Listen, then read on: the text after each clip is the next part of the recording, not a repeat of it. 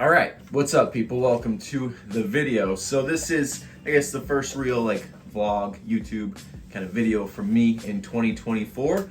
It's crazy to think that 2023 has come and gone already, but I wanted to start this year off kind of giving back a little bit. So last year for me, as far as a business standpoint, from a coaching standpoint, was phenomenal. Business grew, it grew a lot. And I want to talk about kind of how that happened and how I've gone from kind of where I am now to where I just started in 2019, which is really not that long ago, because I've noticed a lot of people are trying to get in the coaching space and they're trying to kind of branch out and do some coaching on the side or try to turn it into a part-time thing, into a full-time thing, or whatever it may be. What's up, buddy? And I want to kind of help with that. I've always been a firm believer in that there is so much to go around from the coaching space. I know some people are on the kind of side of trying to hoard it all to themselves and not share information or share how they've kind of created their business or expanded their business or whatever. And I just don't think that's the case. I think, especially geographically where I am here in Ontario, specifically in this region between the two big cities, Toronto and Ottawa, there's thousands and thousands of people that are wanting to work with coaches, not only within competitive bodybuilding, but within just the fitness space in general. So for someone to have 20, 30, 40 clients out of those thousands of people, that's such a small percentage of the market that I think that if we can just elevate the coaching sphere in general, then more people are going to get results, more people are going to be happy, and there's less shittiness in the industry as far as coaching quality goes, and people just trying to take from others and badmouth and steal clients and all that kind of stuff, because we don't get time for that. So I've got my little notebook here because I want to touch on three main things that I feel are kind of the cornerstones of how to build a coaching business. This probably applies to just business in general, but I'm going to speak obviously specifically to online coaching, physique transformation, bodybuilding, general population, that realm is what I'm going to specifically talk about, give examples from, and all that. So first thing I've got written down here is you as a person. So any coach, whatever they're doing, right? Whether they're working with competitors, whether they're working with people that just want to lose weight, build muscle, or whatever, you are the coach, you are the business, you are the brand. So you as a person is the leading factor in what's going to help you build a business, grow a business, get clients, retain clients, all of that. I wrote down two other things under that: likable and accolades. Above all else, you got to be a good person, right? I think that's a given. If people like you, they're going to want to work with you. They're going to tell people about you. They're going to share their experiences. If you're kind of a shithead, if you're arrogant, if you're rude, if you're disrespectful, you talk down to your clients, if you're not kind of respectful of their challenges and say, just suck it up, get over it. That kind of stuff for the majority of people doesn't bode well. There's going to be those select few that tough love is right for them. But from my experience, working with hundreds of people now since 2019, those people are few and far between. And I don't even know if I can count more than 5 people I've ever worked with that me being a bit harsher on them in tough and stressful situations was helpful. I think more often than not, you need to be kind, you need to be understanding, and help them navigate through challenges and getting them to a solution, which then they can move forward from. So likability, kindness, those are pivotal. And when most people come to you, that initial interaction with you is probably going to be the determining factor, right? If someone messages you and you respond with kind of these short, just kind of standoffish answers, or you come across that you're bigger than them, better than them, the likelihood of them joining your coaching business, your coaching team, the likelihood of them talking about you in a positive manner is probably quite low. So number one, you got to be nice, you got to be likable, you got to be a good person. And secondly, accolades. So this comes in time, and this can kind of come in different forms. So speaking within bodybuilding, the better I've done as a bodybuilder from a competitive standpoint, the more shows I've won, the more titles I've won, the more status I've achieved, the more business that generates, because people are looking at me now as someone who knows what they're talking about, like a bit of an authority figure. They trust what I'm doing with them is going to be effective because I've done it myself.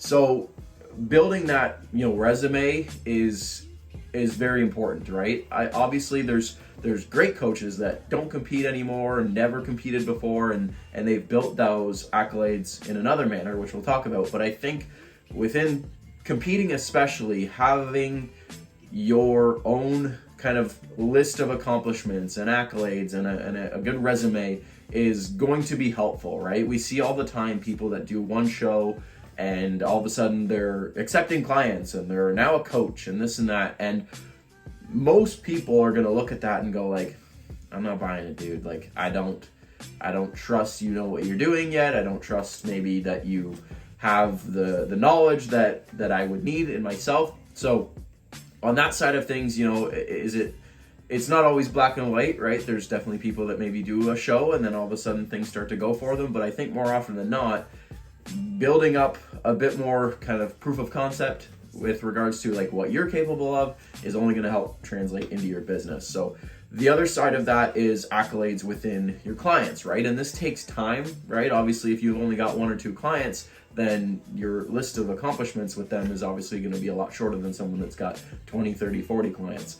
But from an accolade standpoint with your clients, like, have they lost a lot of weight? Have they competed? Have they done well with competing? Have they done a different kind of transformation? Like, those are the kind of things that when you kind of build that list of things up that you can then share and promote, that's what's going to garner that respect and position of authority and trust and being a leader for people that they're going to go, okay, like, he knows what he's talking about because he's done this with these clients and I can see that maybe he's accomplished these things as a competitor himself. So I'm going to maybe trust what he's talking about and he knows what he's doing. So that's number 1. Number 2, personal branding. This is so important, especially now in the social media world. You need to establish some kind of personal brand for yourself. And that can come in the form of, for me, right? Leroy Rollins Fitness, Team Rollins, that kind of shtick. That's a brand people now know and understand and are now tying to bodybuilding. And even more so this year, like, I'm pushing hard into natural bodybuilding and being the go-to natural bodybuilding coach in Canada. That's kind of the niche I'm continuing to like tighten up on over time. But for the longest time, it was, Leroy Rollins Fitness, Team Rollins, like that kind of personal brand. I still do the hoodies that say Team Rollins on the back, and undoubtedly people will see those at the gym and be like, oh, like, what's that all about? And do a little search on social media, and they're like, wait a minute, that's he's coached by Leroy, and oh, I've seen the results now shared online. Back to the accolades, right? Oh, they've got the sweater on, search them up, they've lost 30 pounds. Well, maybe I want to lose some weight, I'll go talk to Leroy. So that personal branding is so important, and something that, when I was writing this down and I was kind of reflecting on it, is having that personal brand have a positive tone to it. If your brand is tied to like coming from an arrogance or like, I'm better than you, like team, I don't know, like these could be real things. I'm totally just shooting off the top of my head, so don't anybody take offense to this, but like team better than you, or team we're the best, or team good looking, like those kind of things, I think from an outside point of view would come across as a bit kind of arrogant and pompous and that kind of stuff. So, obviously it's going to take some time to maybe figure out what that might look like, whether it's, just your name for me, right? It's just Team Rollins, but, having some kind of personal brand that's positive and uplifting and that people can kind of directly correlate with yourself is going to be important, because they might not even know it's you, but then they see that brand and then they do some digging and they're like, oh, there it is, right? And if it's quick, again, Team Rollins, Leroy Rollins, like that connection's easy to make, but eventually the idea is to get to a point where people see your brand, or they see a logo or something like that. Like, when people see the Nike swoosh, they're like, oh, it's Nike. Or the, Under Armour, the UA, like they know that's Under Armour. That's kind of the point you want to get to. And someone local to me that I think has done an amazing job of that is Hammer Fitness. Hammer, he's got the little arrow, right? That's it. He's got Team Hammer on stuff and Hammer Fitness on some other stuff, but he's got the little arrow that is on, their branding. And you see that arrow, you know exactly what it is. You don't even have to think about it. You can immediately register that is him, his coaching, his brand, and that is huge, right? Because that goes all over. Number 3, last one, and it's a simple one, is do a great job.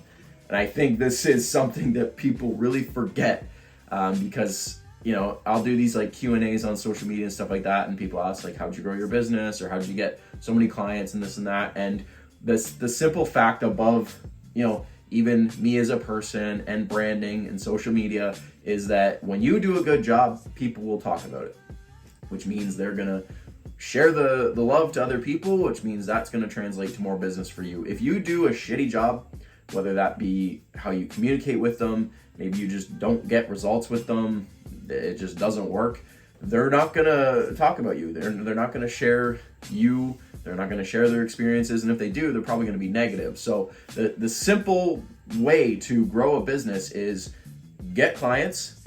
And when I started, I was taking people on for free, and do a good job with them, and kind of let that just kind of percolate in the air, and eventually business comes to you, right? People are going to say like, oh, you lost some weight. Like, who'd you work with? Oh my God, I worked with Leroy. It was the best thing ever, blah, blah, blah. And all of a sudden, client inquiry, or someone competes and they do well in a show, and people are like seeing that and they're going, oh dude, like you killed it. Or, she looked amazing on stage. Like, who'd you work with? Oh dude, I worked with Leroy. It was the best prep ever. It was the smoothest prep. Client inquiry. Doing a great job is the simplest way to build your clientele, to build your business. And it's something that people like, for some reason, really don't think about. Because at the base of it all is giving a good quality service, right? In any business, right? Service is number one. So once you establish yourself and you establish this client base, do a good job with them and it will grow. The first 2 clients, do a killer job with them, then it's 5 clients. Then a couple months go by, you do a great job with them, then it's 10 clients. Then a year later, right, you've got a full roster of 30, 40, 50 people. And you do a great job with all of them, you will never have to worry about business ever again. I think it's not easy, but it's simple.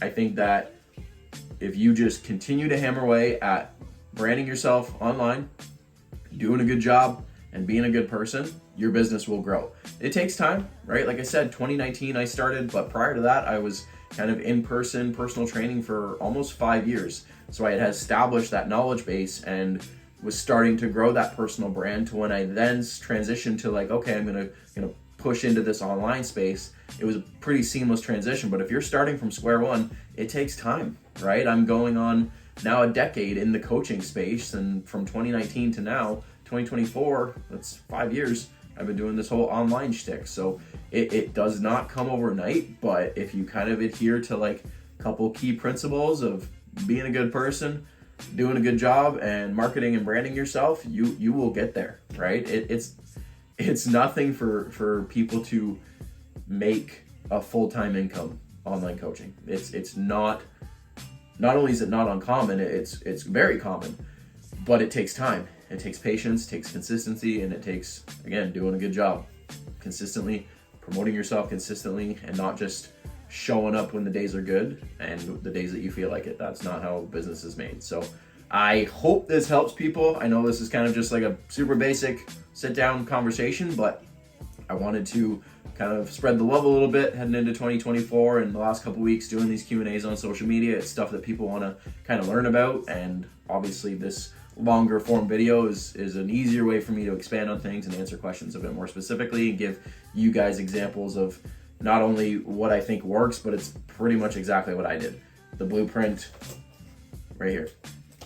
Yeah, 3 sentences. That's the blueprint. But I hope you guys enjoyed this video. If you did, give it a like, comment below if you have things that you want to, bounce off. If you have questions, if there's things you want to talk about, if you have your own experiences that you want to share in the comments, please do. And subscribe, obviously. Support the love. Appreciate it. And we'll see you guys in the next video.